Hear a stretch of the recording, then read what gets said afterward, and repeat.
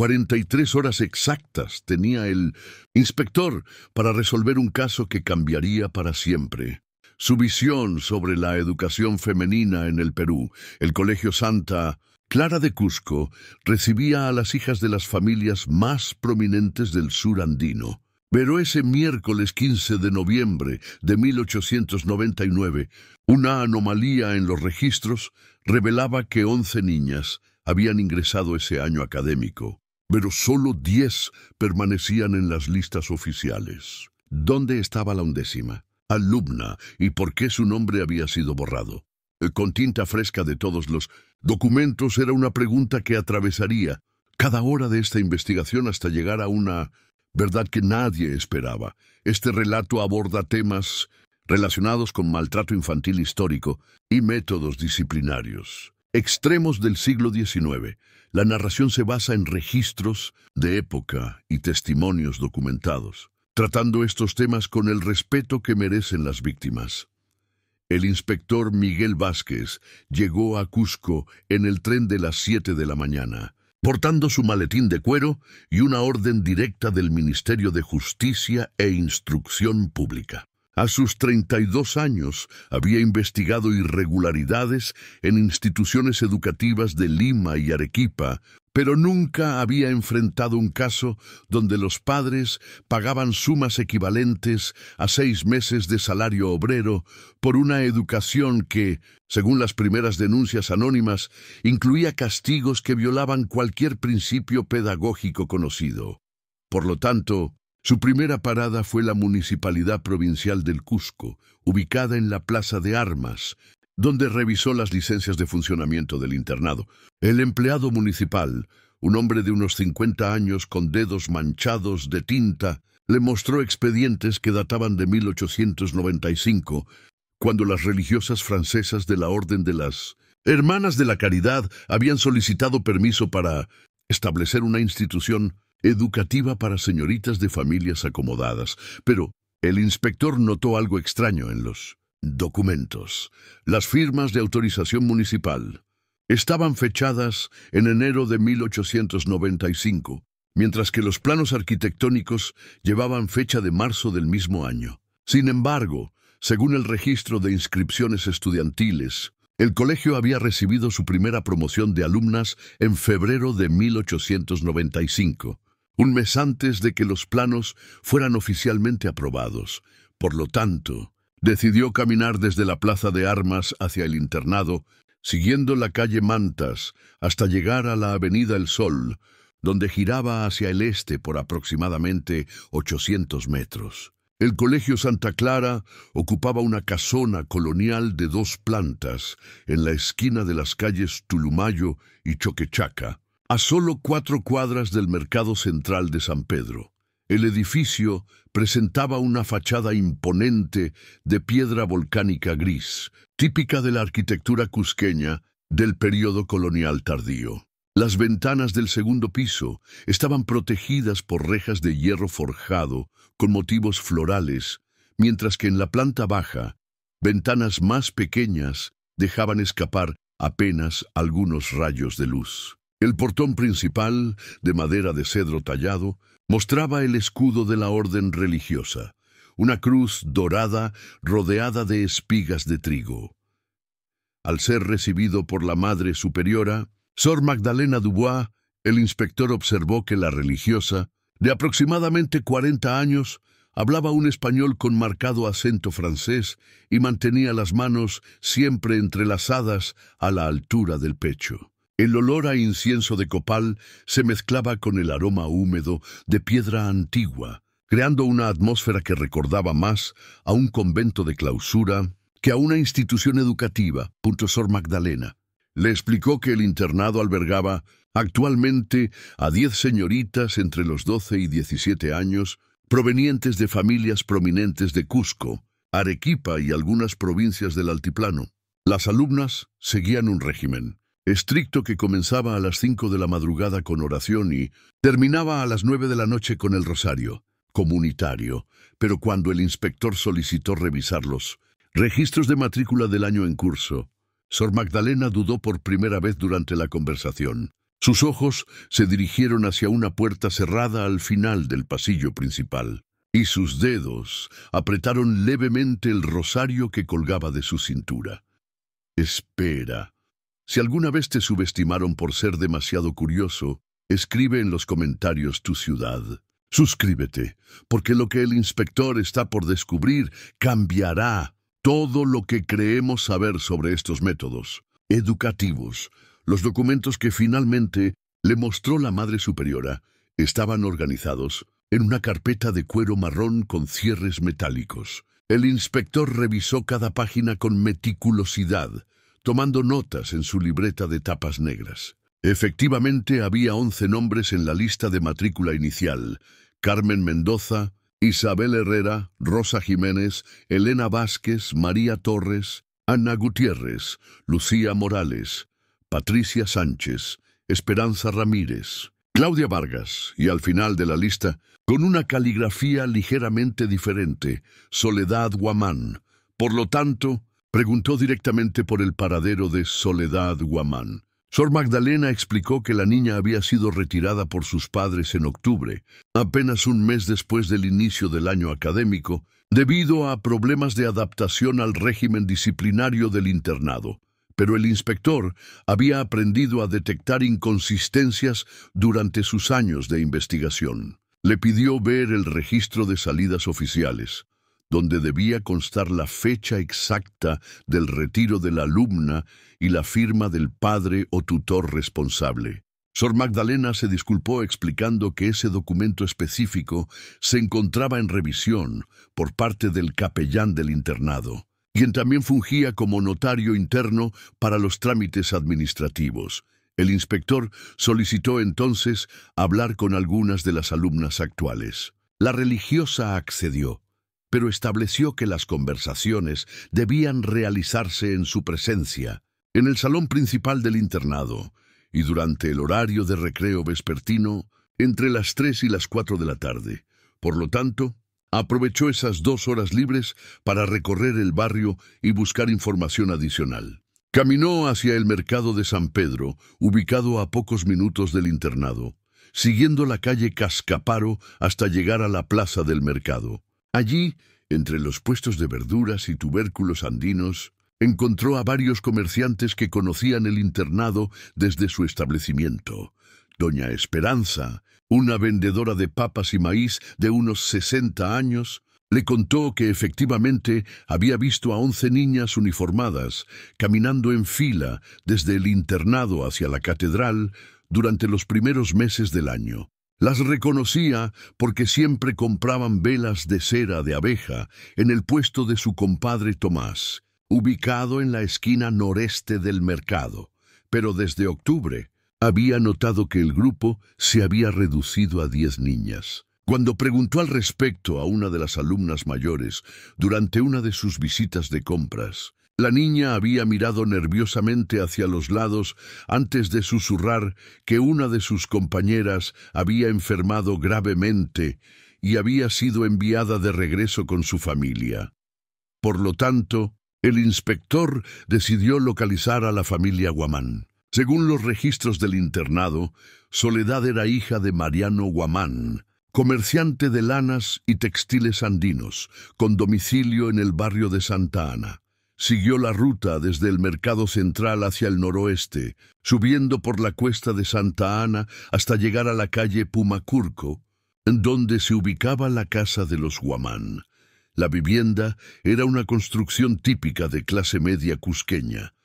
Muros de adobe con base de piedra, techo de tejas rojas y un pequeño patio interior rodeado de habitaciones. Al tocar la puerta, fue recibido por Mariano Guamán, un hombre de mediana edad, con el rostro curtido por años de trabajo al aire libre y las manos ásperas, características de quienes manejan fibras textiles. Cuando el inspector le preguntó por su hija Soledad, el rostro de Mariano se endureció. Explicó que habían confiado sus ahorros de 3 años al Colegio Santa Clara, pagando por adelantado la matrícula anual de 200 soles de plata, equivalente a casi medio año de sus ingresos como comerciante textil, pero Soledad nunca había regresado a casa por voluntad propia. El último contacto que habían tenido con su hija fue una carta fechada el 20 de septiembre, donde les contaba sobre las clases de francés, bordado y catecismo. Sin embargo, la carta había sido entregada por una religiosa del internado, no por correo postal como era costumbre. Por lo tanto, Mariano había intentado visitar a su hija en octubre, pero Sor Magdalena le había explicado que Soledad estaba atravesando un periodo de adaptación difícil y que las visitas familiares podían interferir con el proceso disciplinario necesario para su formación moral y académica. El inspector le pidió ver la última carta de Soledad. Mariano desapareció por unos minutos en el interior de la casa y regresó con un sobre amarillento y una hoja de papel de carta con el membrete del Colegio Santa Clara. La caligrafía era claramente de una niña de 14 años, con trazos inseguros pero legibles. El contenido de la carta resultó revelador. Soledad mencionaba que las clases eran muy exigentes, que extrañaba la comida casera de su madre y que había algunas compañeras que lloraban por las noches debido a la nostalgia. Pero en el último párrafo había una frase que llamó la atención del inspector. Por favor, no se preocupen si no reciben cartas por algunas semanas, pues las hermanas nos han explicado que durante ciertos periodos de formación espiritual intensa no tenemos permitido mantener correspondencia externa. Esta práctica no era usual en internados de señoritas. Por lo tanto, el inspector tomó nota de esta información y prometió a Mariano que investigaría exhaustivamente el paradero de su hija. Al regresar al internado para la cita de las 3 de la tarde, el inspector notó que el sonido de las campanas que había escuchado durante su primera visita ya no se percibía. Preguntó al respecto a Sor Magdalena, quien explicó que el campanario había sufrido daños menores durante una tormenta reciente y estaba en reparación. Las 3 alumnas que le presentaron para la entrevista fueron Carmen Mendoza, de 16 años, Isabel Herrera, de 15, y Elena Vázquez, de 14. Las 3 vestían uniformes idénticos, falda azul marino hasta los tobillos, blusa blanca de mangas largas, chaleco gris y medias negras de lana. Durante la conversación, que se desarrolló en el salón principal del internado, decorado con cuadros religiosos y muebles de madera oscura, el inspector notó que las 3 niñas respondían sus preguntas con frases muy similares, como si hubieran sido preparadas previamente. Todas coincidían en que el internado ofrecía una educación excelente, que las comidas eran abundantes y nutritivas, y que el régimen disciplinario las ayudaba a desarrollar virtudes cristianas. Pero cuando preguntó específicamente por Soledad Guamán, las miradas de las 3 niñas se cruzaron por una fracción de segundo antes de que Carmen respondiera que su ex compañera había tenido dificultades para adaptarse a los horarios y las normas del internado, por lo que había sido mejor para todos que regresara con su familia. Sin embargo, el inspector detectó una contradicción. Isabel mencionó que extrañaba las clases de música que Soledad daba a las alumnas menores, mientras que Elena había dicho minutos antes que su ex compañera había tenido problemas precisamente con las materias artísticas. Por lo tanto, decidió cambiar su estrategia de investigación. Le pidió a Sor Magdalena un recorrido completo por las instalaciones del internado, alegando que debía evaluar las condiciones generales de habitabilidad y seguridad para su reporte ministerial.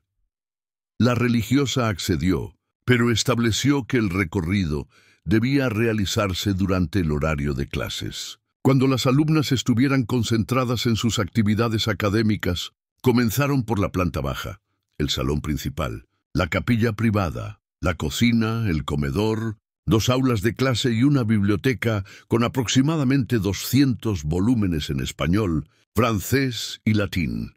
La cocina mostraba signos de uso regular, grandes ollas de cobre, un horno de leña y despensas bien surtidas con productos locales como papas, quinoa, maíz y chuño. En el comedor, 12 sillas rodeaban una mesa de madera de cedro, pero el inspector contó solo 10 servicios de mesa dispuestos para la cena. Por lo tanto, subieron al segundo piso, donde se ubicaban los dormitorios de las alumnas, los aposentos de las religiosas, una enfermería pequeña y un área que Sor Magdalena describió como depósito de materiales educativos y objetos en desuso. Los dormitorios estaban divididos en 3 habitaciones. Una para las alumnas menores de 14 años, otra para las mayores de 15 y una tercera para las que estuvieran atravesando períodos de reflexión espiritual intensa.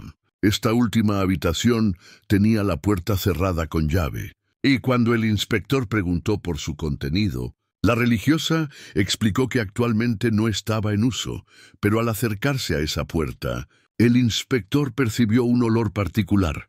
No era incienso ni humedad, sino algo más penetrante, como madera húmeda, mezclada con un aroma que no podía identificar claramente. En ese momento, Sor Magdalena recibió un mensaje de una de las hermanas menores. Había llegado una visita inesperada que requería su atención inmediata. Se disculpó con el inspector y le sugirió que continuara el recorrido por su cuenta, pero evitando interrumpir las clases que se estaban desarrollando en las aulas del primer piso. Por lo tanto, el inspector se quedó solo en el segundo piso.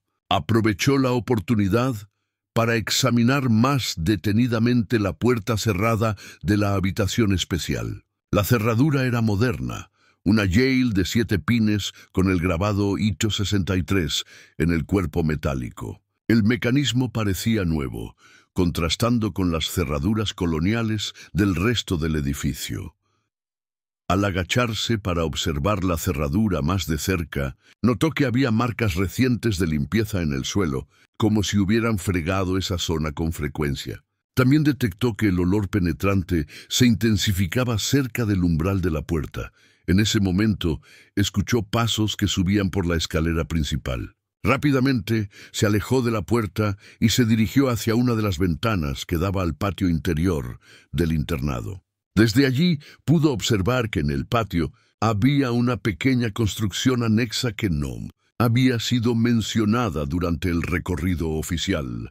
Sor Magdalena regresó, disculpándose por la demora, y le propuso terminar el recorrido visitando los jardines y el área de recreo externa. Bajaron al patio principal, donde efectivamente había un espacio dedicado al cultivo de hortalizas y hierbas medicinales, mantenido por las propias alumnas como parte de su educación práctica. Pero cuando el inspector preguntó por la construcción anexa que había observado desde la ventana, la religiosa explicó que se trataba de una antigua lavandería que había quedado en desuso cuando instalaron los nuevos lavaderos en la parte posterior del edificio principal. El inspector solicitó ver también esa área. La construcción anexa era una estructura simple de adobe y piedra, con techo de calamina y 2 pequeñas ventanas sin vidrios. Al interior, efectivamente había restos de antiguos lavaderos de piedra, pero también notó algo extraño. Había varias llaves de hierro colgadas en ganchos en una de las paredes. Una de esas llaves llamó particularmente su atención. Era idéntica a la que había observado en la cerradura de la habitación especial del segundo piso. Tenía el mismo grabado IQ 63 y las mismas características técnicas. Cuando preguntó por qué había tantas llaves en ese lugar, Sor Magdalena explicó que las hermanas habían centralizado allí todas las llaves de las habitaciones y áreas que ya no se utilizaban regularmente para evitar confusiones en el manejo diario del internado. Por lo tanto, el inspector pidió permiso para revisar cada una de esas llaves y verificar a qué puertas o espacios correspondían. La religiosa accedió, pero sugirió que esa tarea se realizara al día siguiente, pues ya era hora de la cena de las alumnas y no quería alterar sus horarios establecidos. El inspector aceptó, pero antes de retirarse, le pidió a Sor Magdalena una lista detallada de todas las hermanas que trabajaban en el internado así como los nombres y direcciones de contacto de los padres de todas las alumnas actuales. Esa noche, en su hospedaje en la posada del corregidor, ubicada en la calle Plateros, a 2 cuadras de la Plaza de Armas, el inspector organizó toda la información recopilada durante el primer día de investigación. En su libreta de notas había registrado las siguientes inconsistencias: los documentos municipales con fechas contradictorias, la ausencia de registros oficiales del retiro de Soledad Guamán, el testimonio de la comerciante del mercado sobre la reducción del grupo de alumnas, la carta de Soledad, que mencionaba períodos sin correspondencia externa, las respuestas preparadas de las alumnas entrevistadas, la habitación cerrada con cerradura moderna, el olor penetrante en el segundo piso y la concentración de llaves similares en la antigua lavandería.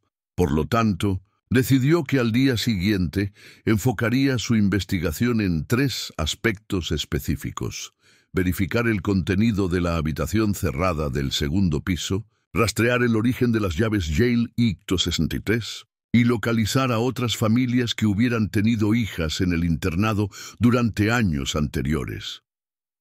El jueves 16 de noviembre amaneció nublado en Cusco.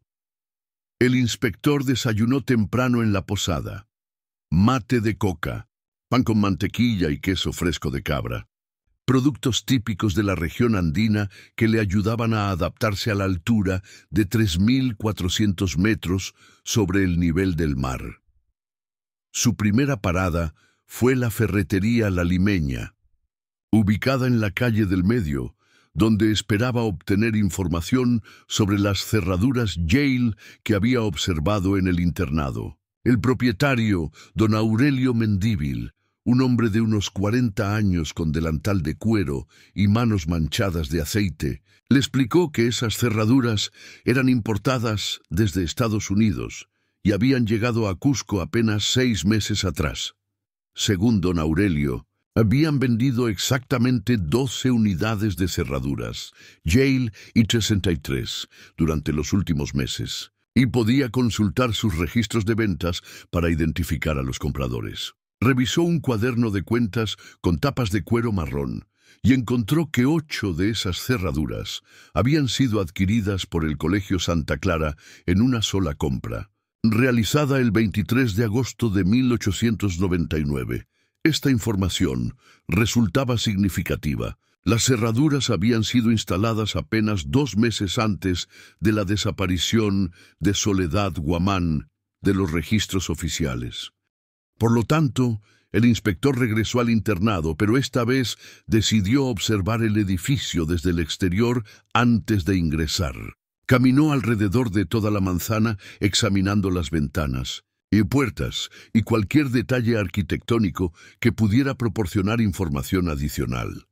Desde la calle Choquechaca, que corría paralela a la parte posterior del internado, notó que había varias ventanas en el segundo piso que estaban completamente tapadas con ladrillos. Esas ventanas no se correspondían con ninguna de las habitaciones que había visitado durante el recorrido oficial del día anterior. Al presentarse nuevamente ante Sor Magdalena, el inspector le informó que necesitaba completar la verificación de las llaves que habían quedado pendiente. La religiosa lo condujo nuevamente hacia la antigua lavandería, donde las llaves seguían colgadas en los mismos ganchos. El inspector tomó la llave con grabado IT-63 y le pidió a Sor Magdalena que lo acompañara a verificar qué cerradura abría específicamente. Subieron al segundo piso y se dirigieron hacia la puerta de la habitación especial que había permanecido cerrada.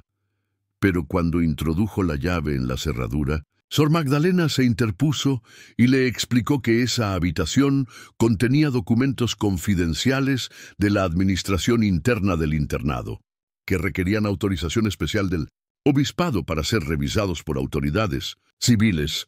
El inspector le recordó que su investigación tenía respaldo ministerial y que cualquier obstáculo a su trabajo podría ser interpretado como obstrucción a la justicia. La religiosa cedió pero insistió en permanecer presente durante toda la inspección de esa habitación. Al abrir la puerta, el olor penetrante que había percibido el día anterior se intensificó considerablemente. La habitación era más pequeña de lo esperado, aproximadamente 3 metros por 4 metros, con un techo bajo y una sola ventana pequeña que había sido tapada desde el exterior. El mobiliario era mínimo: una cama estrecha con colchón de paja, una silla de madera, un pequeño lavamanos de metal y, en la esquina más alejada de la puerta, un armario de madera de cedro con cerradura independiente. Las paredes mostraban marcas extrañas, arañazos en la madera de las puertas, manchas de humedad en las esquinas y varios nombres grabados débilmente en el yeso cerca del suelo. El inspector se acercó para leer esos nombres y pudo distinguir claramente: Soledad H., Carmen M., Rosa J. Por lo tanto, preguntó directamente a Sor Magdalena qué función cumplía realmente esa habitación. La religiosa explicó que se utilizaba como espacio de reflexión espiritual para alumnas que necesitaban periodos de aislamiento temporal para meditar sobre faltas disciplinarias graves, pero el inspector había notado que el armario de la esquina tenía una cerradura diferente, más antigua que las Yale modernas. Le pidió a la religiosa que abriera también ese mueble. Dentro del armario encontró elementos que cambiaron completamente su comprensión del caso. Varios cuadernos escritos a mano por diferentes alumnas, fechados durante los últimos 4 años. Los cuadernos no eran diarios personales, sino registros detallados de castigos aplicados, tiempos de aislamiento y condiciones de encierro. Uno de los cuadernos, con la caligrafía que reconoció como la de Soledad Guamán, contenía entradas fechadas desde septiembre hasta mediados de octubre de 1899. Las últimas entradas describían periodos de aislamiento de hasta 3 días consecutivos, con alimentación limitada a agua y pan seco, como castigo por intentar enviar una carta no autorizada a sus padres. En la última entrada legible, fechada el 18 de octubre, Soledad había escrito: «Ya no puedo más. Las hermanas dicen que mi espíritu rebelde necesita más tiempo de purificación. Hoy cumplí 5 días aquí. Mis padres deben estar preocupados. Si alguien encuentra este cuaderno, por favor díganles que traté de ser obediente, pero no pude soportar estos métodos. Por lo tanto, el inspector confrontó directamente a Sor Magdalena sobre el paradero actual de Soledad Guamán. La religiosa mantuvo que la niña había sido retirada por sus padres, pero ya no pudo sostener esa versión ante la evidencia de los cuadernos. Finalmente, admitió que Soledad había sufrido un colapso físico y emocional después de un periodo de aislamiento disciplinario particularmente prolongado. Había sido trasladada discretamente al Hospital San Juan de Dios de Cusco, donde permanecía internada bajo cuidado médico. El inspector exigió que lo condujeran inmediatamente al hospital. Sor Magdalena accedió, pero le advirtió que el estado de la niña era delicado y que las visitas estaban estrictamente limitadas. El Hospital San Juan de Dios se ubicaba en la calle Texecocha, a aproximadamente 10 minutos de caminata desde el internado. Era una institución colonial administrada por la Orden de los Hermanos Hospitalarios de San Juan de Dios, que atendía principalmente a personas de escasos recursos y casos de caridad. Al llegar al hospital, fueron recibidos por el hermano enfermero Miguel, quien condujo al inspector hacia una sala pequeña en el segundo piso del edificio. Allí, en una cama estrecha con sábanas blancas, encontró a una niña de 14 años que apenas pesaba 40 kilos y mostraba signos evidentes de desnutrición y agotamiento extremo. Soledad. Guamán estaba consciente, pero en estado de gran debilidad. Sus ojos se iluminaron cuando el inspector le explicó que venía enviado por el gobierno para investigar las condiciones del internado y que había hablado con sus padres.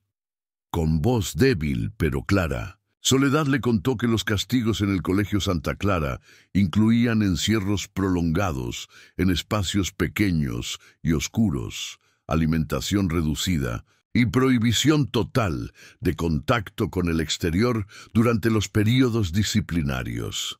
Explicó que ella había intentado enviar una carta a sus padres contándoles sobre estos métodos, pero había sido descubierta por una de las hermanas menores. Como castigo, había sido trasladada a la habitación de aislamiento, donde permaneció durante 8 días consecutivos, recibiendo solo agua y pequeñas porciones de pan duro 2 veces al día. El 8º día había comenzado a presentar síntomas de desmayos y temblores. Las hermanas, temiendo que pudiera fallecer bajo su custodia, decidieron trasladarla secretamente al hospital, donde había permanecido durante las últimas 3 semanas. Por lo tanto, el inspector tenía evidencia suficiente para proceder legalmente contra el internado. Sin embargo, decidió regresar una vez más al Colegio Santa Clara para confrontar a Sor Magdalena con toda la información recopilada y obtener una confesión completa sobre las prácticas disciplinarias aplicadas a las alumnas. Al llegar al internado, encontró a la Madre Superiora en estado de gran agitación. Había recibido información de que el inspector había visitado el hospital y había hablado con Soledad.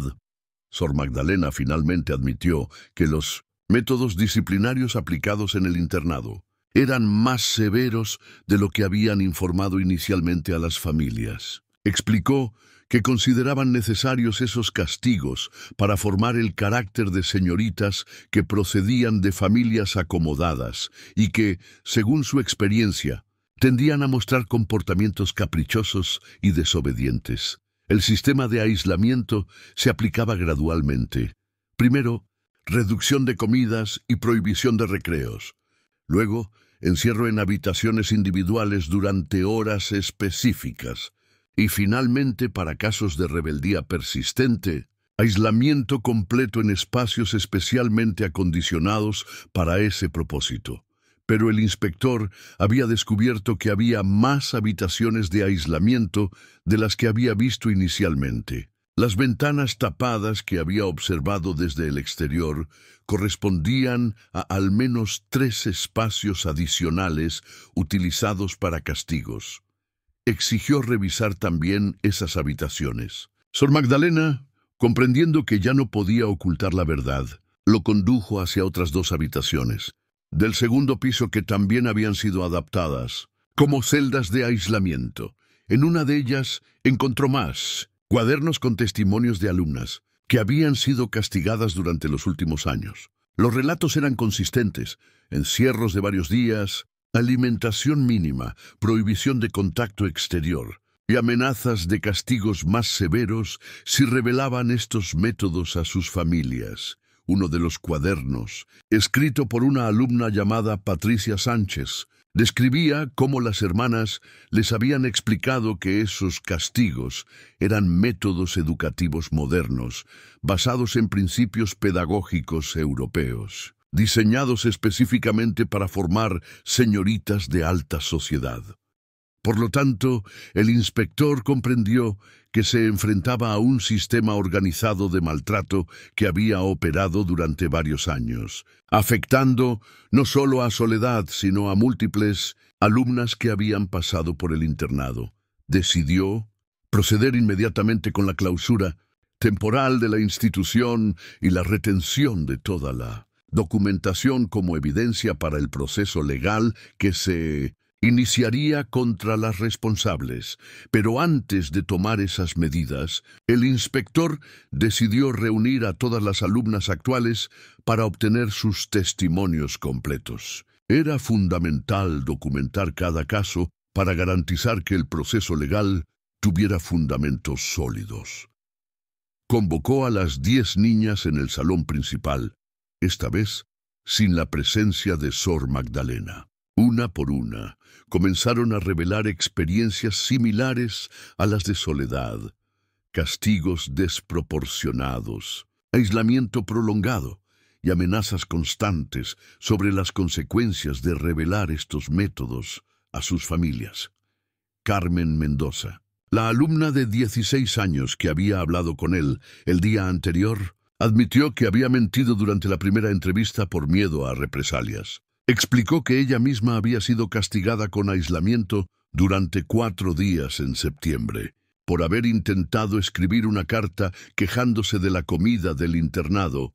Isabel Herrera reveló que había visto cómo trasladaban a Soledad, inconsciente, durante la madrugada del 19 de octubre. Las hermanas les habían explicado que su compañera había sido enviada de regreso con sus padres por problemas de salud, pero ella había notado que la llevaban en dirección contraria a la salida principal del internado. Por lo tanto, el inspector tenía evidencia testimonial suficiente para proceder. Envió un mensaje urgente al Ministerio de Justicia e Instrucción Pública, informando sobre los hallazgos y solicitando autorización para clausurar temporalmente la institución.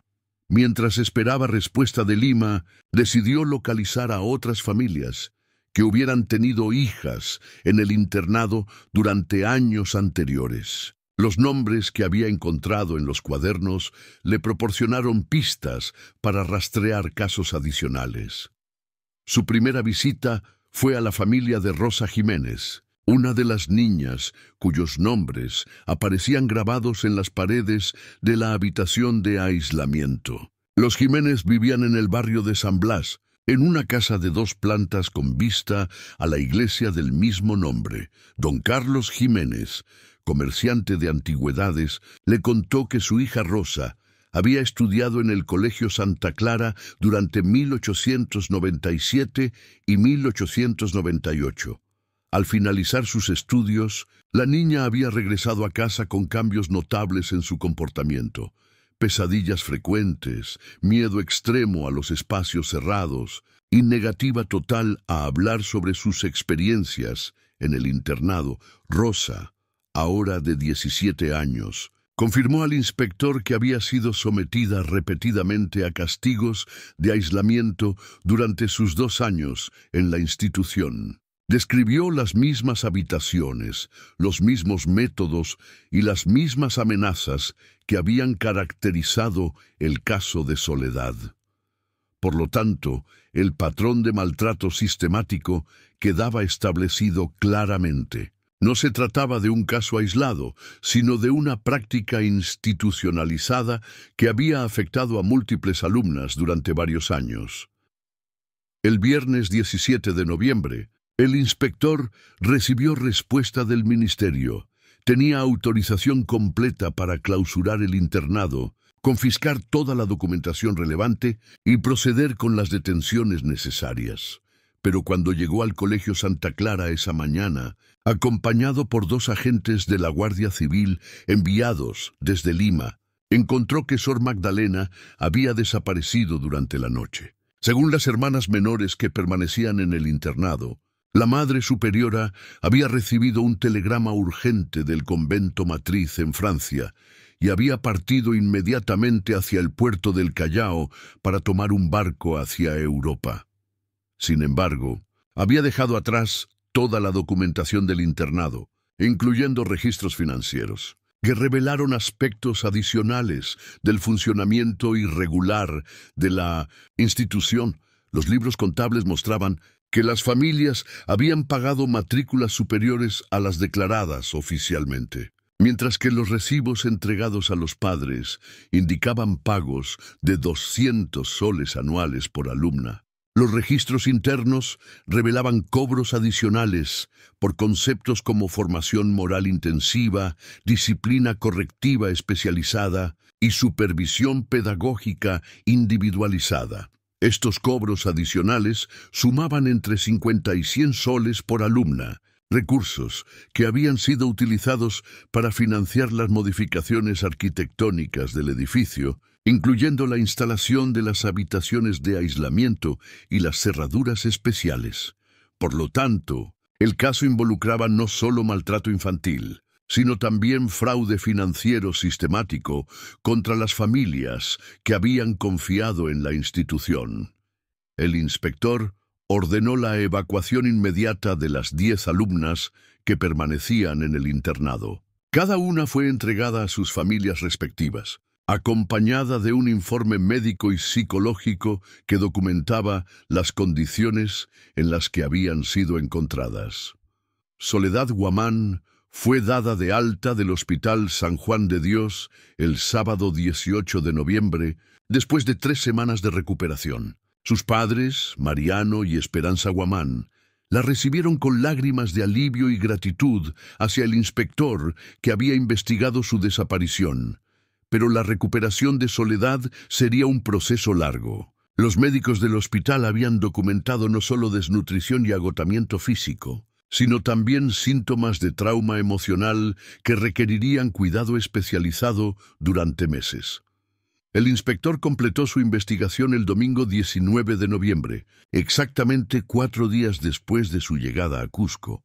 En su informe final al ministerio, documentó un sistema de maltrato que había operado durante al menos 4 años, afectando a decenas de niñas de familias prominentes del sur del Perú. Las prácticas identificadas incluían aislamiento prolongado en espacios inadecuados, restricción severa de alimentación como castigo, prohibición de contacto familiar durante períodos disciplinarios, amenazas psicológicas para mantener silencio sobre los métodos aplicados y cobros financieros no declarados para financiar estas actividades. Por lo tanto, recomendó no solo el cierre definitivo del Colegio Santa Clara, sino también la implementación de un sistema de inspección regular para todas las instituciones educativas privadas del país. El caso tuvo repercusiones inmediatas en la capital. El Ministerio de Justicia e Instrucción Pública emitió nuevas regulaciones que prohibían explícitamente el uso de aislamiento como método disciplinario en instituciones educativas, establecieron límites estrictos para los castigos permitidos y crearon un sistema de inspección sorpresiva para internados de señoritas. Además, se estableció un fondo de compensación para las familias afectadas, financiado con los recursos confiscados del internado y las propiedades de la orden religiosa responsable. Soledad Guamán se recuperó completamente durante los meses siguientes. Continuó sus estudios en una institución educativa pública de Cusco, donde se destacó especialmente en matemáticas y ciencias naturales. Años más tarde, se convertiría en una de las primeras mujeres peruanas en estudiar medicina, especializándose en pediatría. Rosa Jiménez, la exalumna que había proporcionado testimonio clave durante la investigación, utilizó su experiencia traumática como motivación para dedicarse a la defensa de los derechos de la infancia. Fundó la primera asociación cusqueña para la protección de menores en instituciones educativas, el edificio que había albergado al Colegio Santa Clara fue convertido en una escuela pública gratuita para niñas de familias de escasos recursos. En la placa conmemorativa, instalada en la entrada principal,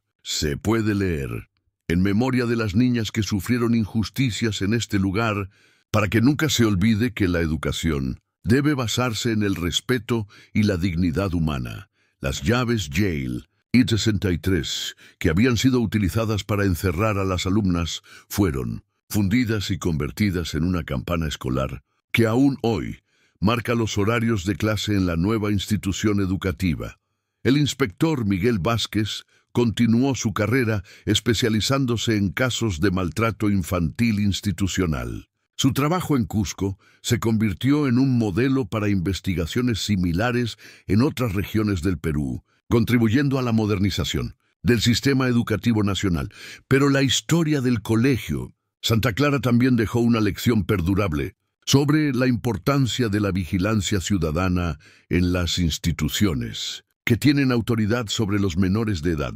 Las familias que habían confiado ciegamente en la reputación de una institución religiosa europea aprendieron que ninguna autoridad, por respetable que parezca, debe quedar exenta de supervisión y rendición de cuentas. El olor a incienso que había caracterizado los pasillos del internado fue reemplazado por el aroma de flores frescas que las nuevas estudiantes traían cada mañana desde sus hogares. El sonido de las campanas, que había marcado horarios de castigo, se transformó en una señal de alegría que anunciaba recreos y celebraciones escolares. Y las habitaciones que habían servido como celdas de aislamiento fueron convertidas en talleres de arte y música, donde las niñas podían expresar libremente su creatividad sin temor a represalias. 3 años después del caso, el inspector Vázquez recibió una carta de Soledad Guamán, ya convertida en una joven de 17 años que se preparaba para ingresar a la universidad. Le escribía: «Estimado inspector, nunca olvidaré que usted me devolvió la esperanza cuando creí que nadie me escucharía. Ahora estudio para ser médica y espero algún día poder ayudar a otros niños como usted me ayudó a mí. La llave que me encerró se convirtió en la que abrió mi futuro». El caso del Colegio Santa Clara se convirtió en un precedente legal fundamental para la protección de menores en instituciones educativas peruanas. Los métodos de investigación desarrollados por el inspector Vázquez fueron incorporados en los manuales oficiales del Ministerio de Justicia y sirvieron como modelo para casos similares en otros países latinoamericanos. Pero quizás el legado más importante de esta historia fue la comprensión de que detrás de cada institución que ejerce autoridad sobre menores de edad debe existir un sistema de controles y supervisión que garantice el respeto a su dignidad y sus derechos fundamentales. La pregunta que había guiado toda la investigación desde el primer día había sido respondida. Soledad Guamán no había desaparecido por voluntad propia ni había sido retirada por sus padres. Había sido víctima de un sistema educativo que confundía disciplina con maltrato y que había operado durante años, protegido por el silencio forzado de sus víctimas y la confianza ciega de las familias. Por lo tanto, la verdadera justicia no residió solo en el castigo a los responsables, sino en la transformación del sistema que había permitido que estos abusos ocurrieran sin ser detectados durante tanto tiempo. ¿Habrías tenido el valor de investigar más allá de las explicaciones oficiales o te habrías conformado con la primera versión de los hechos? Escribe «investigaría» o «conformaría» en los comentarios. Si esta historia te hizo reflexionar sobre la importancia de proteger a los menores en las instituciones educativas, dale like y suscríbete para más casos de injusticias históricas que necesitan ser recordadas.